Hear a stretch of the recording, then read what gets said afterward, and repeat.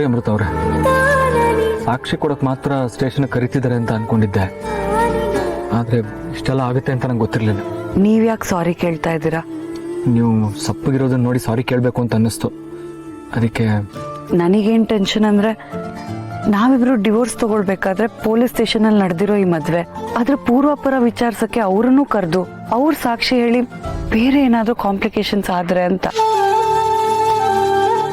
ಸುಮ್ಮನೆ over think ಮಾಡ್ತಾ ಇದ್ದೀನಿ ಅನ್ಸುತ್ತೆ ಬಿಡಿ. ನೀವೇನು ಯೋಚನೆ ಮಾಡ್ತಾ ಇದ್ದೀರಾ? ಸಾಕ್ಷಿಗೆ ಪೊಲೀಸವರೇ ಆಗಲಿ ದೇವರೇ ಆಗಲಿ, ಗಂಡನೇ ಸರಿ ಇಲ್ಲ ಅಂದಮೇಲೆ ಯಾವ ಸಾಕ್ಷಿನೂ ನಡೆಯಲ್ಲ ಅಲ್ವಾ ಅಂತ. ಅರ್ಥ ಆಗಲಿಲ್ಲ. ನನ್ನ ಕಡೆಯಿಂದ ನಿಮಗೆ ತೊಂದರೆ ಆಗ್ತಿದೆ ಅಂತ ಗೊತ್ತಾದರೆ ಡಿವೋರ್ಸ್ಗೆ ಕೋರ್ಟ್ ಒಪ್ಪುತ್ತಲ್ವಾ? ಅಮೃತವ್ರೆ, ನೀವು ಗಾಬರಿ ಆಗಬೇಡಿ. ನನ್ನ ಕಡೆಯಿಂದ ನಿಮ್ಗೇನೂ ತೊಂದರೆ ಆಗಲ್ಲ, ನಾನು ನಿಮ್ಗೆ ತೊಂದರೆನೂ ಕೊಡಲ್ಲ. ಹಾಗನ್ಸೋ ಥರ ಮಾಡಿದ್ರೆ ಸಾಕಲ್ವಾ? ನನಗೆ ಡಿವೋರ್ಸ್ ಕೊಡೋಕ್ಕೆ ನೀವು ಕೆಟ್ಟೋರಾಗೋದು ಬೇಡ ಸಂಜೀವ್ ಅವರೇ. ಇಲ್ಲ, ನೀವು ಚಿಂತೆ ಮಾಡಬೇಡಿ, ನಾನೇನು ಕೆಟ್ಟವನಾಗಲ್ಲ. ನಾನು ಕೆಟ್ಟವನು ಅನ್ನೋ ಒಂದು ಭಾವನೆ ಕೋರ್ಟಿಗೆ ಬಂದರೆ ಸಾಕು, ಡಿವೋರ್ಸ್ಗೆ ಸುಲಭ ಆಗುತ್ತೆ. ಯಾರು ಕೆಟ್ಟವರಾಗದೆ ಡಿವೋರ್ಸ್ ತಗೊಳ್ಳೋ ಆಪ್ಷನ್ ಇದೆ ಸಂಜೀವ್ ಅವರೇ.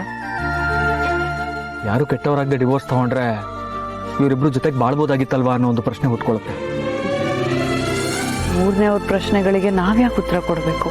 ನಮ್ಮನೆಯವ್ರು, ನಿಮ್ಮನೆಯವ್ರನ್ನ ನಾನು ಮೂರನೇವ್ರ ಥರ ನೋಡೋಕ್ಕಾಗಲ್ಲ ಅಲ್ಲ.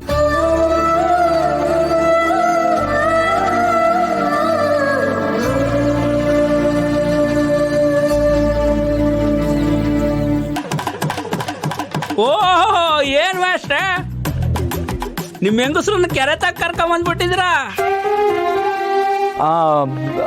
ಊರು ತೋರ್ಸೋಣ ಅಂತ ಕರ್ಕೊಂಬಂದೆ. ಹೊಸ್ದಾಗ್ ಮದ್ವೆ ಆದರು ಏನೇನೋ ತೋರ್ಸಕ್ ಎಲ್ಲೆಲ್ಲ ಕರ್ಕೊಂಡು ಹೋಯ್ತಾರೆ. ನೀವು ನೋಡಿರ್ ಕೆರೆ ತಕ್ಕ ಕರ್ಕೊಂಬಂದಿರ ಅಂದ್ರೆ ಅರ್ಥ ಆಯ್ತು ಬಿಡಿ. ಕೂಟ್ ಕುಟುಂಬದಲ್ಲಿ ಈ ಹೊಸ ಜೋಡಿಗೆ ಸುಖ ಇಲ್ಲ ಅಂದ್ರೆ ಹೊಲ್ದ ಕಡೆಗೆ ಕರ್ಕೊಂಡು ಹೋಗೋದಲ್ವೇ? ನಡಿಲಿ ನಡಿಲಿ.